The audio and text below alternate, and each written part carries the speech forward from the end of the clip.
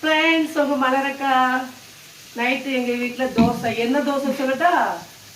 நம்ம கடையிலலாம் onion dosa சாப்பிடுவோம்ல, onion சொல்லி 60 ரூபா 70 ரூபா 80 ரூபாயா இருக்குது. வீட்டிலே நம்ம தோசைக்கு அரைக்க மாவுல கடையில் வந்து பெரிய வெங்காயம் போடுவாங்க, நம்ம சின்ன வெங்காயம் போடணும்.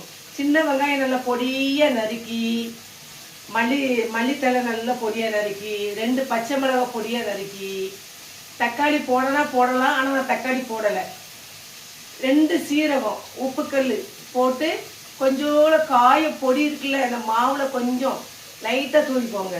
நல்லது, டேஸ்ட் எடுத்து காமிக்கும். என்ன, சின்ன வெங்காயம், மல்லி இலை, பச்சை மிளகாய், 2 சீரகம் அப்படி கிள்ளி போட்டுக்கோங்க. இதை நம்ம காய தூள் அதே மாதிரி கிள்ளி போட்டுக்கோங்க, நல்லா வாசமாக இருக்கும். இப்படி அந்த மாவில் போட்டு நல்லா, அதாவது பொடுசாக விட்டுங்க, நல்லா கலக்கி நல்லெண்ணெய் ஊற்றி அப்படியே தோசையை பிரட்டி போடுங்க. நல்லா சூப்பராக இருக்கும் ஃப்ரெண்ட்ஸ். சுட்டு நல்லா கொஞ்சம் வேக நேரம். கடையில் 90 ரூபா 80 ரூபா, வீட்லேயே ஆனியன் தோசை ரெடி. அப்படி போட்டு நல்லா சின்ன வெங்காயம் எல்லாமே பொடுசாக நம்ம வெட்டிட்டோம்னா நல்லா இருக்கும். தக்காளி போட்டோம்னா அது குழம்பு மாதிரி ஆயிடும்.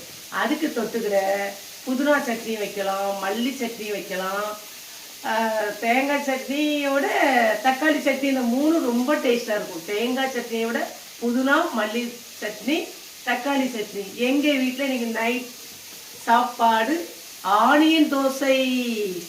சாப்பிட வரீங்களா? ஆனியன் தோசை வச்சு மல்லித்தொவையல் சட்னியும் தக்காளிங்க பார்த்தீங்களா, தக்காளி சட்னியும் ரெடி. சாப்பிட வரீங்களா?